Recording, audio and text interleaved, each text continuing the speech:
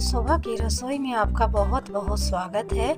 आज मैं आप लोग के सामने शेयर करने जा रही हूँ गोभी हनी चिली की रेसिपी, जिसे बनाना बहुत ही आसान है और आप इसे ब्रेकफास्ट में या टी टाइम स्नैक्स के रूप में भी ले सकते। सर्दियों का मौसम है और इस मौसम में बहुत ही ताजे ताजे गोभी मिलते हैं, तो आप इसे एक बार जरूर ट्राई करें। बच्चे लोग को बहुत ही पसंद आने वाली रेसिपी है।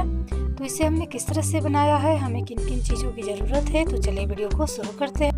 हनी गोभी चिली बनाने के लिए सबसे पहले हम लेंगे गोभी। तो यहाँ पर हमने एक गोभी को इस तरह से छोटे छोटे पीसेस में कट कर लिया है और इसे हमने साफ पानी से धो लिया है। गोभी की साइज आप छोटे छोटे ही रखें ताकि इसे फ्राई करने में आसान। और साथ ही साथ हमने थोड़े से प्याज भी कट कर लिए हैं। 3 से 4 प्याज को हमने बारीक चॉप कर लिया है।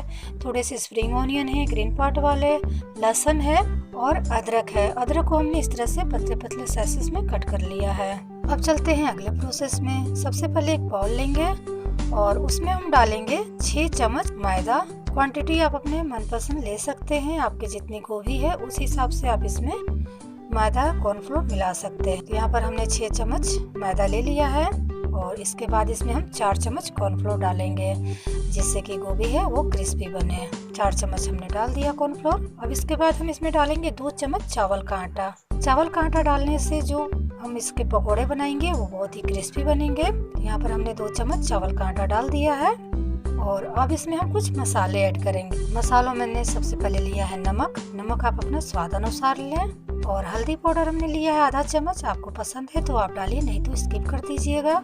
साथ ही साथ हमने लिया है आधा चम्मच लाल मिर्च पाउडर। काली मिर्च लेंगे हम आधा चम्मच, जिससे हमने दरदरा कूट लिया है।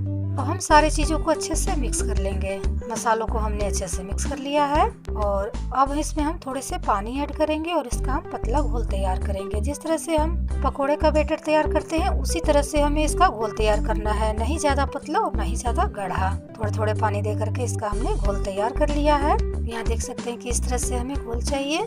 और अब हम इसमें गोभी मिलाएंगे। तो गोभी को हम इस तरह से मिलाएंगे ताकि जो बैटर है वो गोभी में अच्छे से डीप हो जाए। एक बार में ज्यादा गोभी नहीं डालेंगे। तो यहाँ देख सकते हैं कि 6 से 7 गोभी के टुकड़े को हमने डाल दिया है बैटर में और इसके बाद इसे हम अच्छे से मिक्स कर लेंगे। आप चाहे तो हाथों से भी इसे मिक्स कर सकते हैं, मैंने यहाँ पर स्पून की मदद ली है। तो सारे गोभी को हमने बैटर में डिप कर दिया है और अब चलते हैं अगले प्रोसेस पर।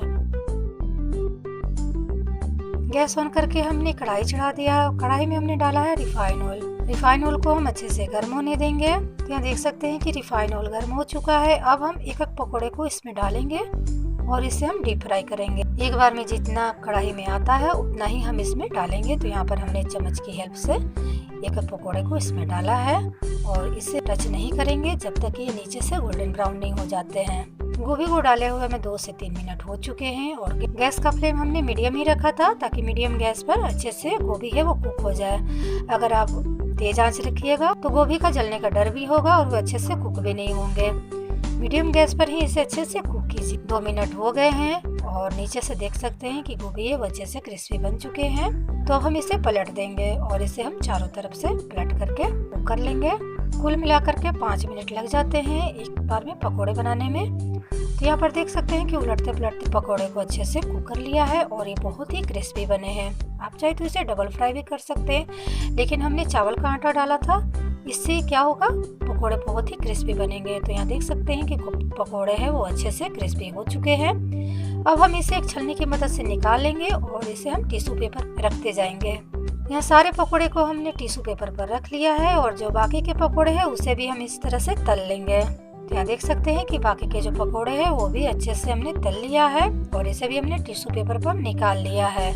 अब चलते हैं अगले प्रोसेस पर। अब हम एक पैन चढ़ाएंगे गैस पर और उसमें हम डालेंगे 2 चम्मच कुकिंग। यहाँ पर हमने रिफाइन ऑयल का यूज किया है।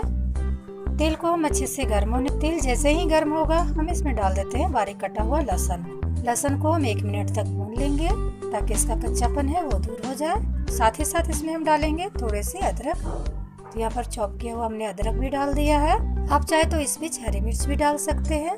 अदरक लहसुन अच्छे से भून चुका है। इसके बाद इसमें हम बारीक कटा हुआ प्याज डाल देंगे और उसे भी हम गोल्डन ब्राउन होने तक भून लेंगे।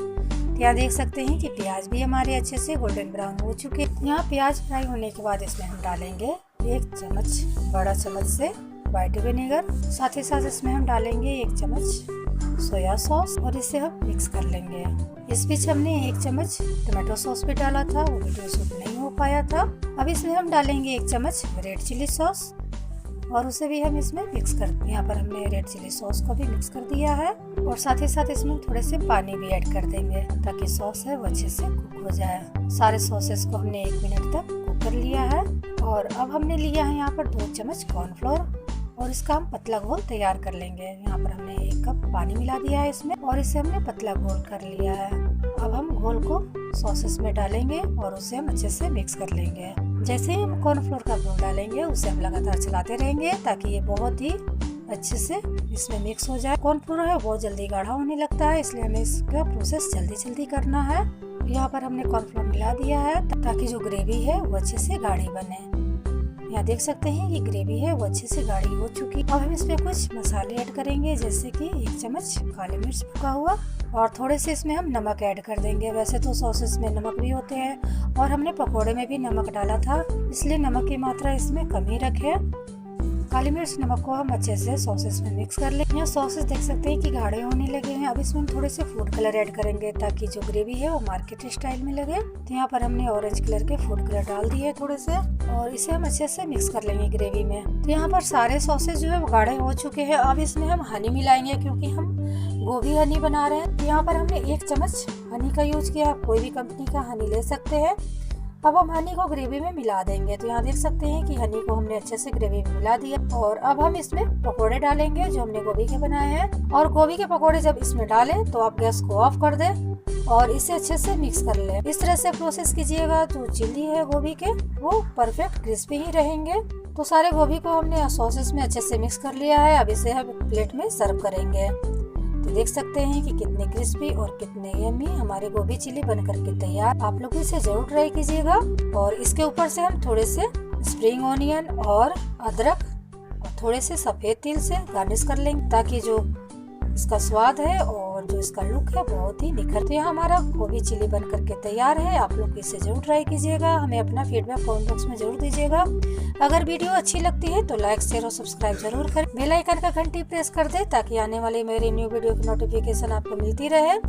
मिलते हैं अगले वीडियो में नई रेसिपी के साथ, तब तक के लिए बाय बाय।